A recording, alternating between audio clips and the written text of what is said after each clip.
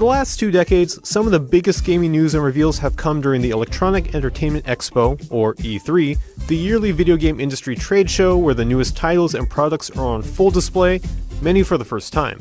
But even though the show has drawn tens of thousands of people to its convention centers every summer, the show itself has gone through a whole lot of changes during its 22-year-long run. So let's take a look back at the history of E3 and maybe laugh at all the dorky 90s outfits while we're at it. Strap yourself in, cause we're going to E3. Okay, so here we are in 1985. The gaming industry was attempting to recover from the market crash 2 years prior, and CES, the Consumer Electronics Show, was the primary convention for hardware makers to show off the newest consoles and games. Video games would continue to thrive after the release of the Nintendo Entertainment System, but there still wasn't a dedicated gaming convention for all the newest releases. For the next 10 years, they had to share the spotlight with the latest televisions, cameras, and the Batmobile. And so that brings us to 1995, right in the middle of the decade. A 19-year-old Tiger Woods was dominating the amateur golf world, Bill Gates was busy launching the newest version of Windows, with Jay Leno for some reason. But more importantly, the Interactive Digital Software Association, now known as the Entertainment Software Association, or ESA, was quietly putting together the biggest video game trade show in the world. I'm Kurt Loder with MTV News. Connoisseurs of video games, computer effluvia, and all the latest in electronic gizmo mania converged on Los Angeles last week for the annual Electronic Entertainment Expo, better known as E3. Okay, 50,000 members of the press in its first year is hardly quiet. In fact, the gaming world got an earful of big console announcements from the 3 biggest publishers at the time: Sony, Sega, and Nintendo. During E3 1995, Sony revealed the original PlayStation's release date and price. The Sega Saturn, for some reason, started immediately shipping to retailers, and Nintendo showcased the Virtual Boy. I guess 1 out of 3 ain't bad.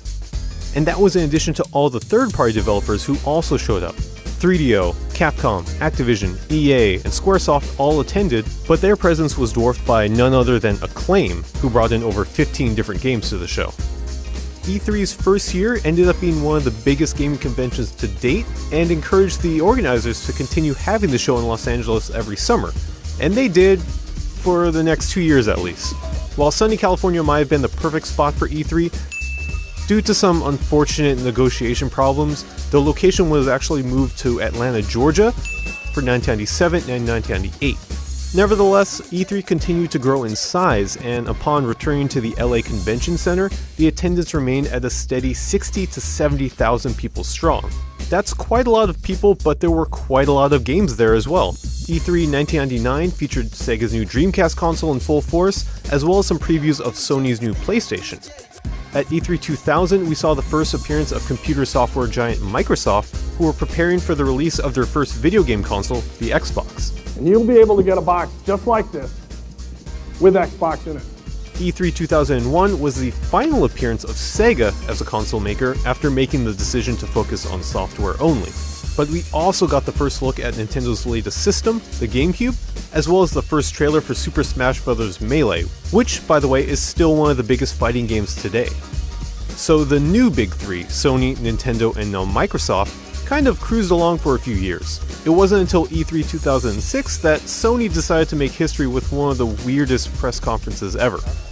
Game is powered by Namco. It's Ridge Racer. Ridge Racer! Remember that one? The stages of the game will also be based on famous battles which actually took place in ancient Japan. So here's this giant enemy crab.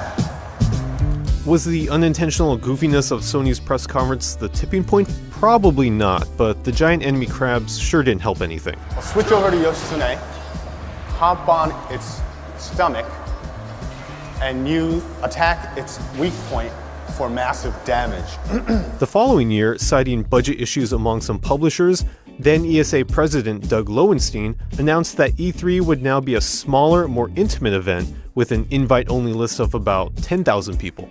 This shift essentially shut out many bloggers and non-industry professionals that had attended the show in previous years. And with a new look, also came a new name, E3 Media and Business Summit. Also, E3 that year wasn't held at the typical Los Angeles Convention Center, nor was it held in any sort of central location at all. It was actually spread across different venues and locations in Santa Monica, and if you weren't part of the industry at the time, you probably wouldn't have even realized it was happening.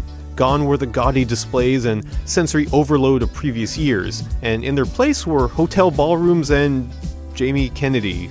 From Neversoft, which, wasn't that the first name for Viagra? I don't... Despite the changes being made to try and improve the show, it was still an exceedingly tough time for E3, with Sims creator Will Wright saying that the conference, quote, almost feels like a zombie at this point. But hey, at least we got a few memes out of the deal. My body is ready. Thankfully for Will Wright and many other people who once enjoyed attending E3, the show was actually opened back up to a larger audience in 2009, with over 40,000 people coming back to check out the latest games, such as Metal Gear Rising, Final Fantasy XIV, and Super Mario Galaxy 2. The slight misstep didn't seem to matter all that much, as E3 continued to be the biggest name in gaming trade shows, though there has been no shortage of awkward press conferences in the years since.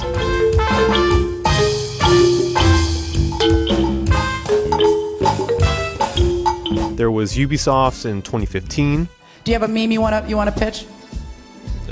We had Mr. Caffeine in 2011. Everyone do it with me. I said everyone go.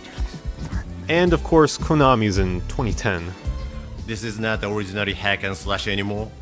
This is an extreme hack and slash title. But, as we all know, E3 isn't about memes. Mostly. With a 22-year history behind it, there have also been changes in the way publishers approach the show. Companies like Ubisoft have continuously attempted to bring more personality and humor to their press conferences, though their success rate is up for debate, and Nintendo stopped doing live press conferences entirely in 2013 to focus on their pre-recorded showcases, dubbed Nintendo Direct. And in 2017, E3 itself changed everything by opening its doors to the public for the very first time, meaning that anyone was able to buy tickets and attend the show. But even through all its ups and downs, E3 has been and continues to be a place for media, publishers, and now the gaming public to gather and celebrate video games in all their wonderful, and sometimes weird, glory. So here's to more E3, to more jaw-dropping reveals, more awkward moments and goofy press conferences, and most importantly, more games. Next, check out our full body motion capture. So, as you can see, when I start making movements with my avatar, it instantly mimics me on screen. You ever wonder what the bottom of an avatar shoe looks like? Well, bam! There it is.